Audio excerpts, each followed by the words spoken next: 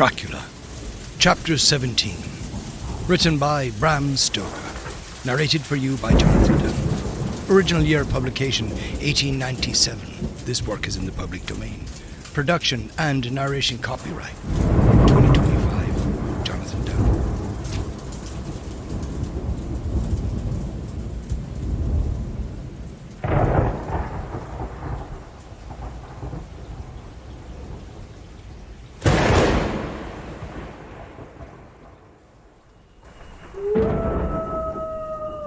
Dr. Seward's diary continued.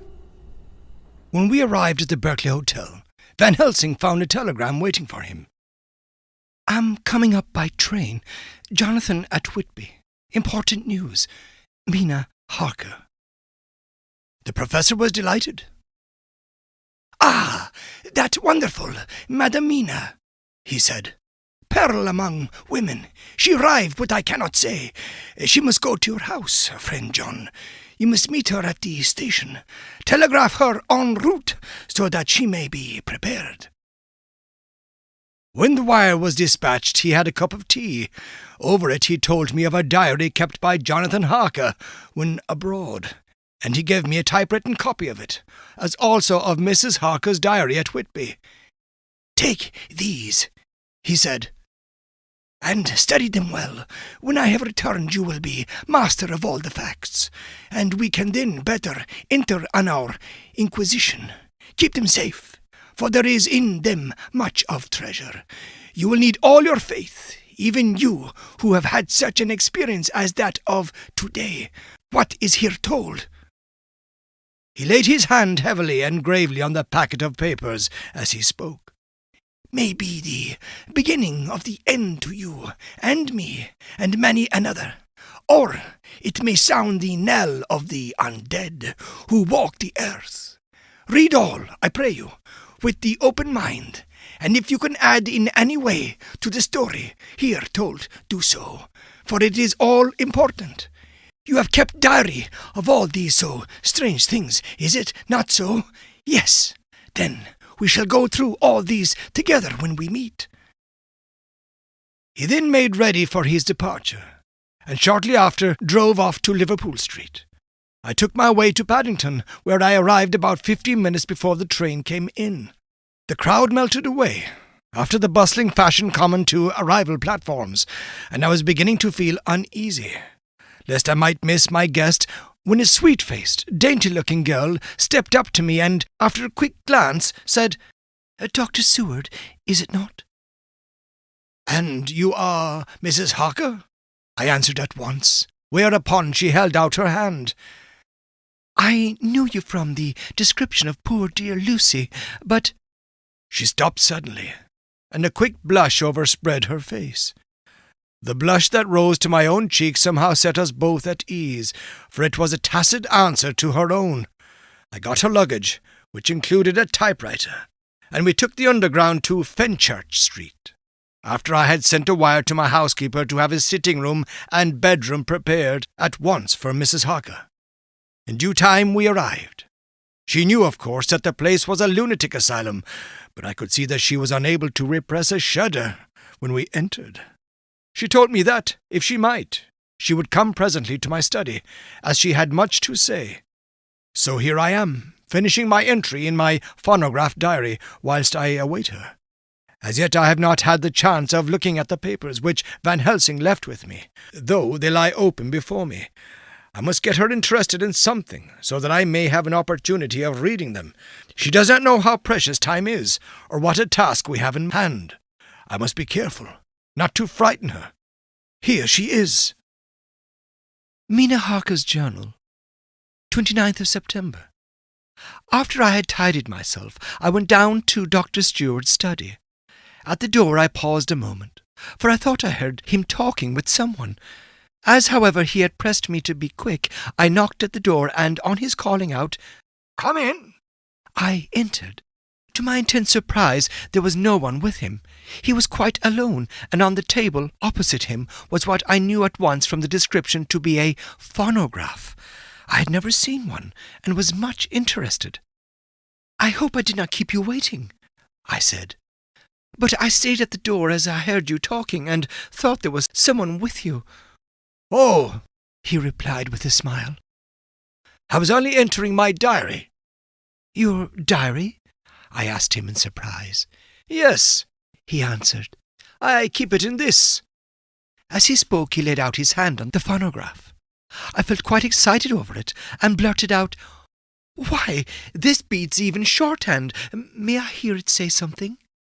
"Certainly," he replied with alacrity, and stood up to put it in train for speaking.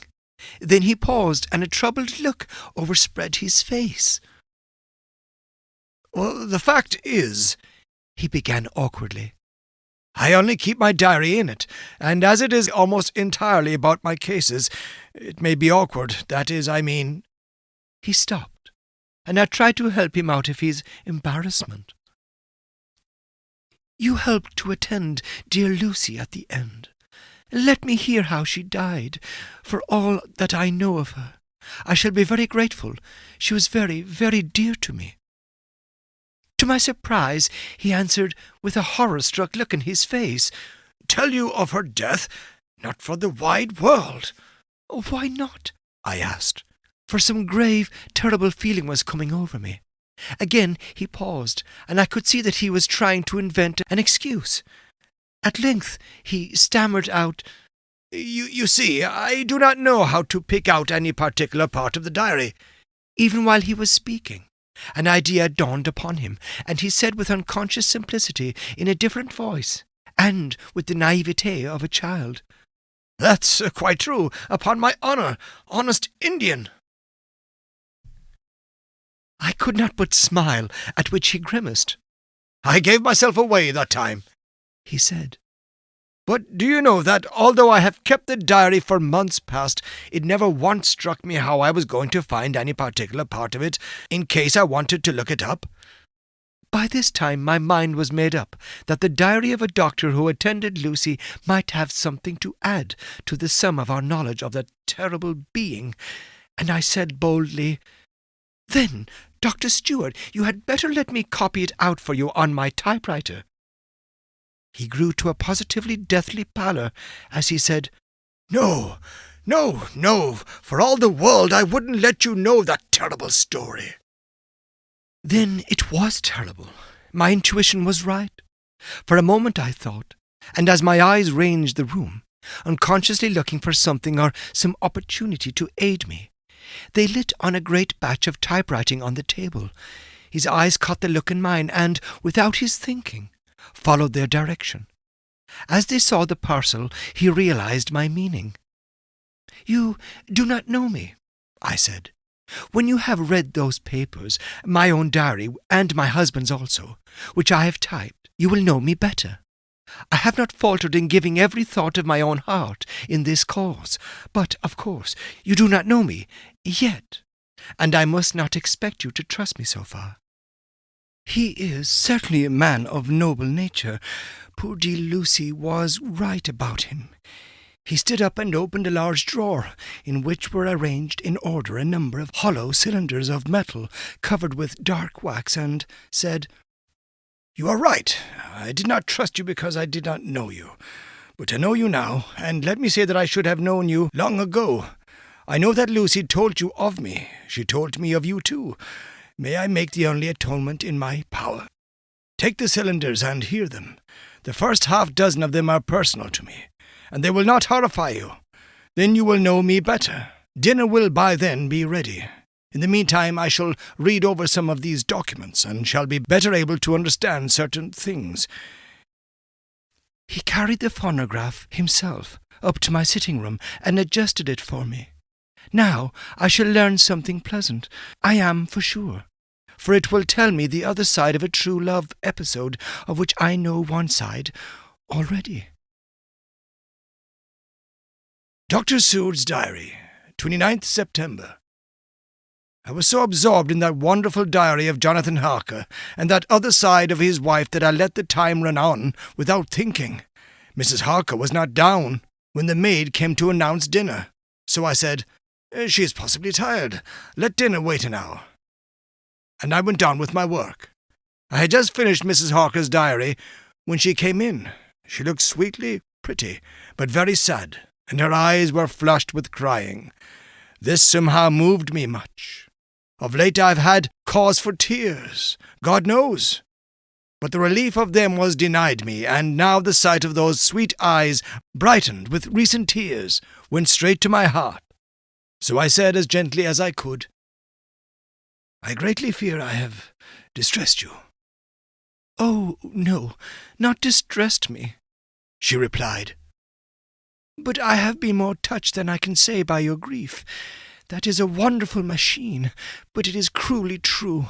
It told me, in its very tones, the anguish of your heart. It was like a soul crying out to Almighty God. No one must hear them spoken ever again. See, I have tried to be useful. I have copied out the words on my typewriter, and none other need now hear your heart beat, as I did." "No one need ever know, shall ever know," I said in a low voice.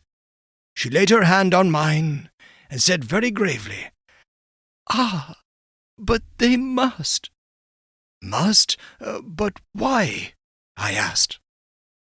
"Because it is a part of the terrible story, a part of poor dear Lucy's death and all that led to it. Because, in the struggle which we have before us to rid the earth of this terrible monster, we must have all the knowledge and all the help which we can get.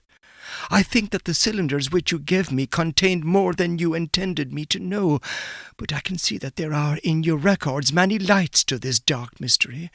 You will let me help, will you not? I know all up to a certain point, and I see already, though your diary only took me to 7th of September, how poor Lucy was beset, and how her terrible doom was being wrought out.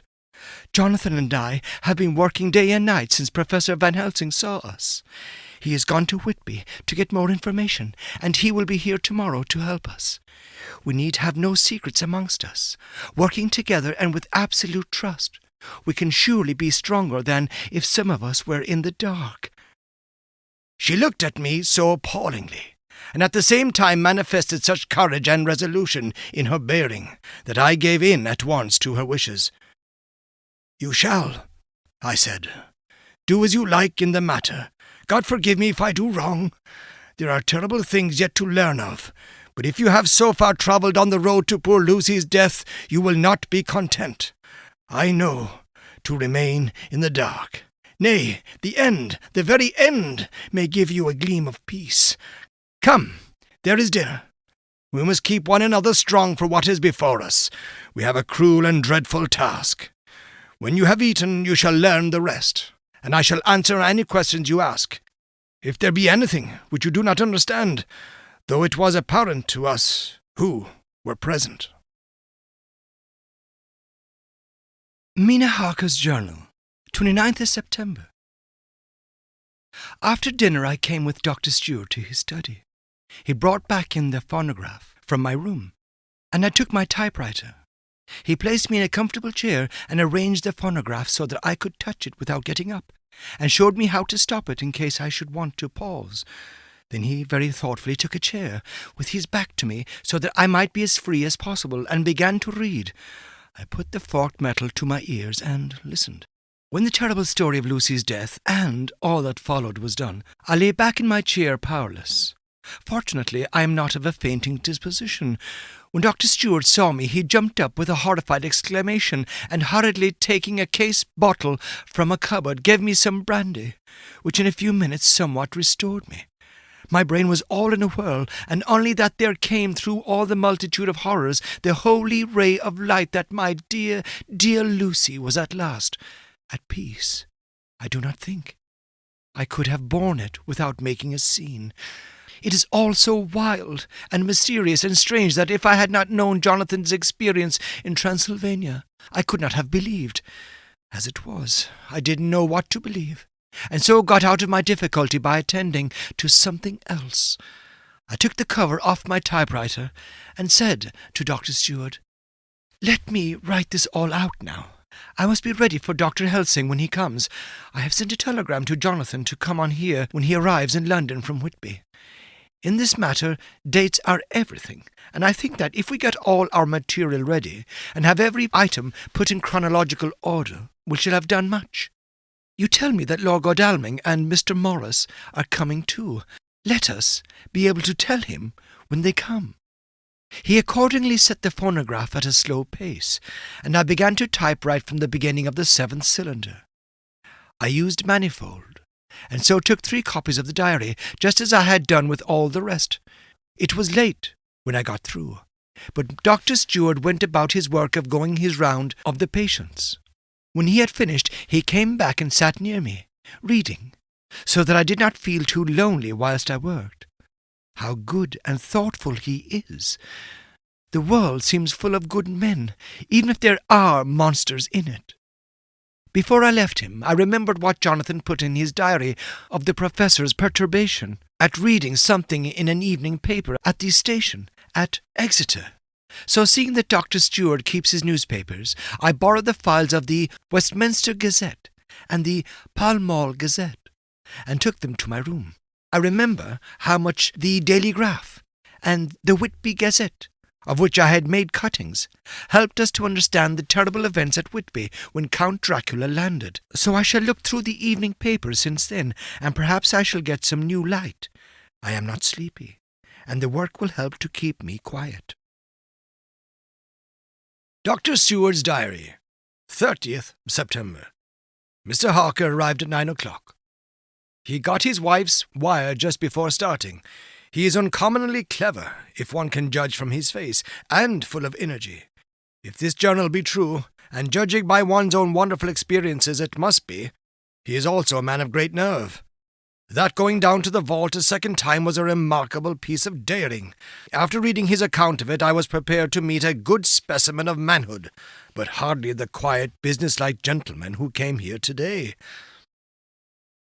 Later. After lunch, Harker and his wife went back to their own room, and as I passed a while ago, I heard the click of the typewriter. They are hard at it. Mrs. Harker says that they are knitting together in chronological order every scrap of evidence they have.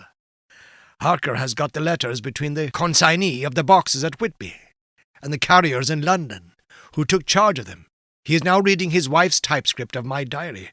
I wonder what they make out of it. Here it is. Strange that it never struck me that the very next house might be the Count's hiding place. Goodness knows that we had enough clues from the conduct of the patient Renfield. The bundle of letters relating to the purchase of the house were with the typescript. Oh, if we'd only had them earlier, we might have saved poor Lucy. Stop! That way madness lies. Harker has gone back, and is again collating his material. He says that by dinner time they will be able to show a whole connected narrative. He thinks that in the meantime I should see Renfield, as hitherto he has been a sort of index to the coming and going of the Count. I hardly see this yet, but when I get at the dates, I suppose I shall. What a good thing that Mrs. Harker put my cylinders into type. We never could have found the dates otherwise. I found Renfield sitting placidly in his room with his hands folded, smiling benignly. At the moment he seemed as sane as anyone I ever saw. I sat down and talked with him on a lot of subjects, all of which he treated naturally. He then, of his own accord, spoke of going home, a subject he has never mentioned to my knowledge during his sojourn here. In fact, he spoke quite confidently of getting his discharge at once. I believe that, had I not had the chat with Harker and read the letters and the dates of his outbursts, I should have been prepared to sign for him after a brief time of observation. As it is, I am darkly suspicious. All those outbreaks were in some way linked with the proximity of the Count. What then does this absolute content mean? Can it be that his instinct is satisfied as to the vampire's ultimate triumph? Stay, he is himself Zoophacus, and in his wild ravings outside the chapel door of the deserted house he always spoke of Master. This all seems confirmation of our idea. However, after a while I came away. My friend is just a little too sane at present to make it safe to probe him too deep with questions. He might begin to think, and then... So I came away. I mistrust these quiet moods of his, so I have given the attendant a hint to look closely after him, and to have a strait waistcoat ready in case of need. Jonathan Harker's journal, 29th of September. In train to London. When I received Mr. Billington's courteous message that he would give me any information in his power, I thought it best to go down to Whitby and make on the spot such inquiries as I wanted. It was now my object to trace the horrid cargo of the Count's to its place in London. Later, we may be able to deal with it. Billington Jr., a nice lad, met me at the station and brought me to his father's house, where they had decided that I must stay the night. They are hospitable, with true Yorkshire hospitality, give a guest everything and leave him free to do as he likes. They all knew that I was busy, and that my stay was short, and Mr. Billington had ready in his office all the papers concerning the consignment of boxes. It gave me almost a turn to see again one of the letters which I had seen on the Count's table before I knew of his diabolical plans. Everything had been carefully thought out, and done systematically and with precision. He seemed to have been prepared for every obstacle which might be placed by accident in the way of his intentions being carried out. To use an Americanism, he had taken no chances, and the absolute accuracy with which his instructions were fulfilled was simply the logical result of his care. I saw the invoice and took note of it. 50 cases of common earth to be used for experimental purposes. Also, the copy of letter to Carter Peterson and their reply. Of both of these I got copies. This was all the information Mr. Billington could give me, so I went down to the port and saw the coast guards, the customs officers, and the harbour master. They had all something to say of the strange entry of the ship, which is already taking its place in local tradition, but no one could add to the simple description. 50 cases of common earth. I then saw the station master, who kindly put me in communication with the men who had actually received the boxes. Their tally was exact with the list, and they had nothing to add except that the boxes were main and mortal heavy, and that shifting them was dry work. One of them added that it was hard lines, that there wasn't any gentleman. Such like as yourself, squire. To show some sort of appreciation of their efforts, in a liquid form. Another put in a rider that the thirst then generated was such that even the time which had elapsed had not completely allayed it.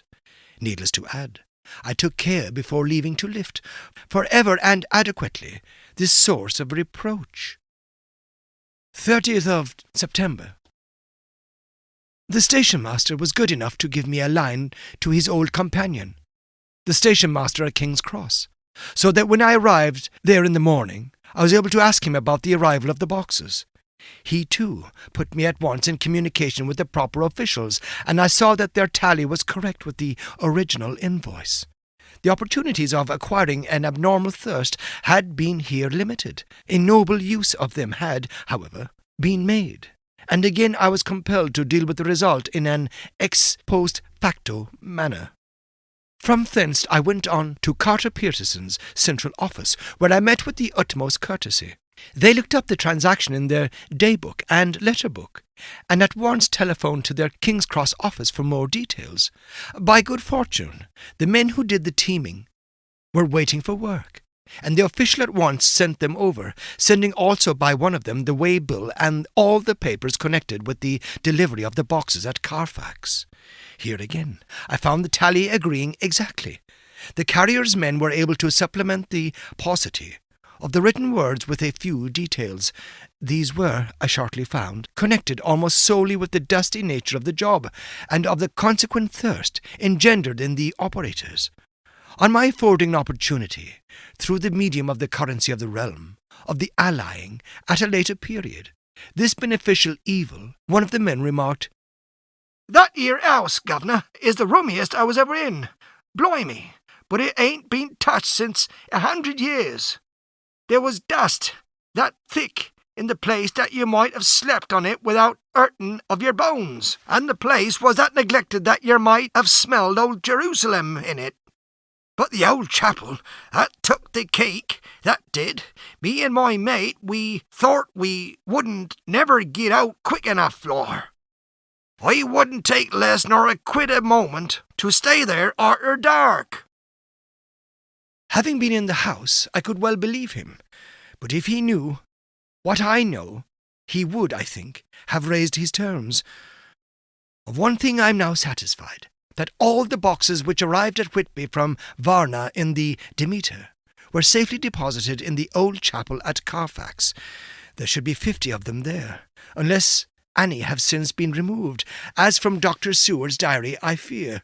I shall try to see the carter who took away the boxes from Carfax when Renfield attacked them. By following up this clue, we may learn a good deal. Later, Mina and I have worked all day, and we have put all the papers into order. Mina Harker's Journal, 30th of September. I am so glad that I hardly know how to contain myself. It is, I suppose, the reaction from the haunting fear which I have had, that this terrible affair and the reopening of his old wound might act detrimentally on Jonathan. I saw him leave for Whitby with as brave a face as I could, but I was sick with apprehension. The effort has, however, done him good. He was never so resolute, never so strong, never so full of volcanic energy as at present. It is just as that dear, good Professor Van Helsing said. He is true grit, and he improves under strain that would kill a weaker nature. He came back full of life and hope and determination. We have got everything in order for tonight. I feel myself quite wild with excitement. I suppose one ought to pity anything so hunted as is the Count. That is just it. This thing is not human, not even beast. To read Dr. Stewart's account of poor Lucy's death and what followed is enough to dry up the springs of my pity in one's heart. Later, Lord Godalming and Mr. Norris arrived earlier than we expected. Dr. Seward was out on business and had taken Jonathan with him, so I had to see them. It was, to me, a painful meeting, for it brought back all poor dear Lucy's hopes of only a few months ago. Of course, they had heard Lucy speak of me, and it seemed that Dr. Van Helsing, too, has been quite blowing my trumpet, as Mr. Morris expressed it. Poor fellows! Neither of them is aware that I know all about the proposals they made to Lucy. They did not quite know what to say or do, as they were ignorant of the amount of my knowledge, so they had to keep on neutral subjects. However, I thought the matter over, and came to the conclusion that the best thing I could do would be to post them in affairs right up to date. I knew from Dr. Seward's diary that they had been at Lucy's death, her real death, and that I need not fear to betray any secret before the time.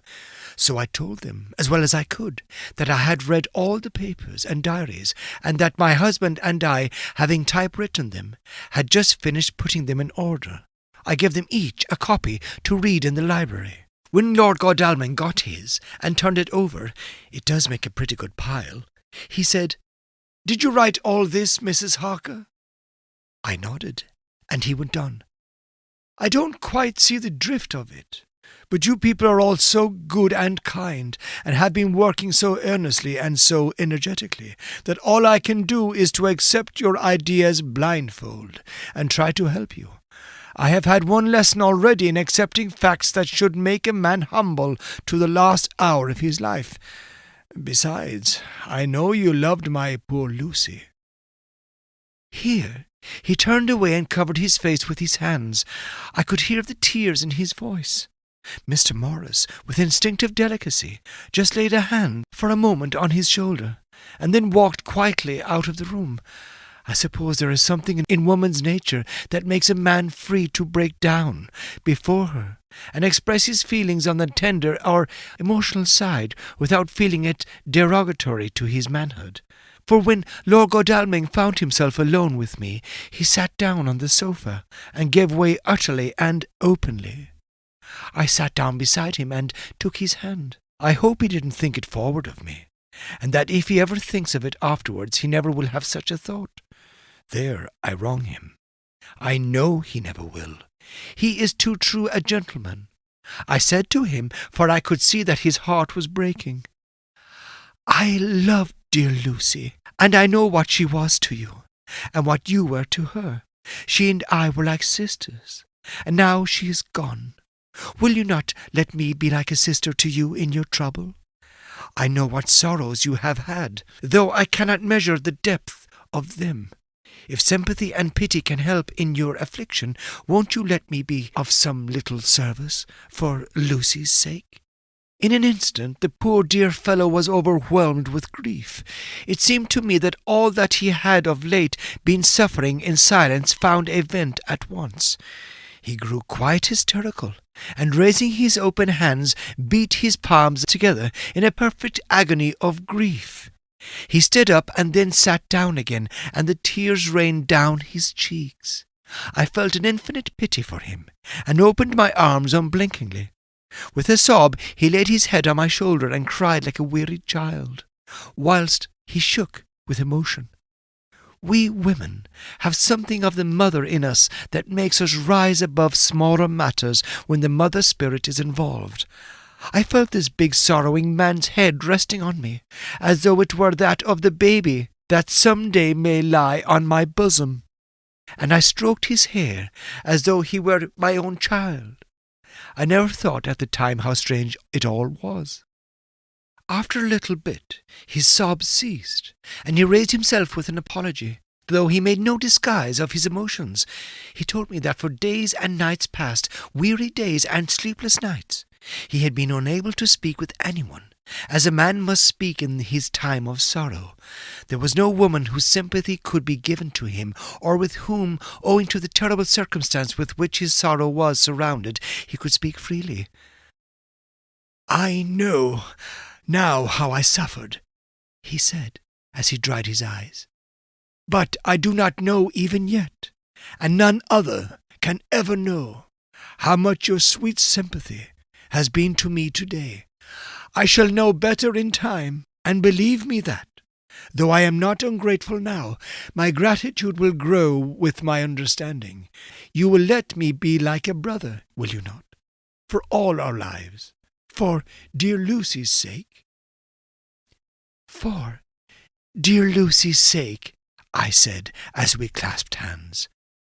"Aye, and for your own sake," he added. "For if a man's esteem and gratitude are ever worth the winning, you have won mine today. If ever the future should bring you to a time when you need a man's help, believe me, you will not call in vain.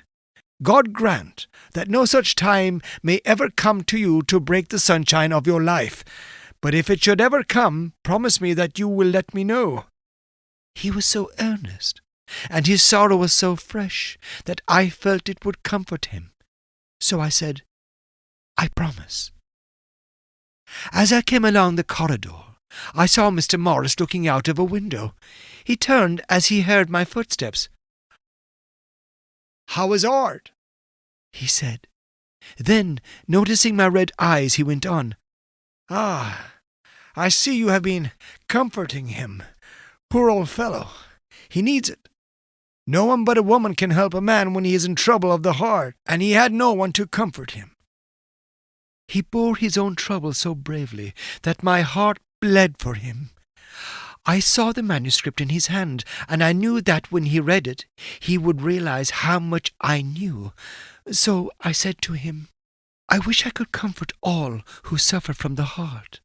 Will you let me be your friend, and will you come to me for comfort if you need it? You will know later on why I speak." He saw that I was in earnest, and, stooping, took my hand and raising it to his lips, kissed it. It seemed but poor comfort to so brave and unselfish a soul, and impulsively I bent over and kissed him. The tears rose in his eyes, and there was a momentary choking in his throat. He said, quite calmly, "Little girl, you will never regret that true-hearted kindness, so long as you ever live." Then he went into the study to his friend. "Little girl," The very words he had used to Lucy, and oh, but he proved himself a friend.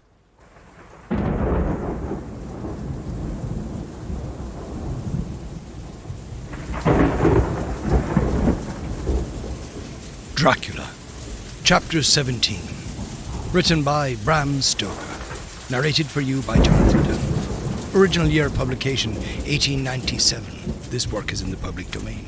Production and narration copyright, 2025. Jonathan Dunne.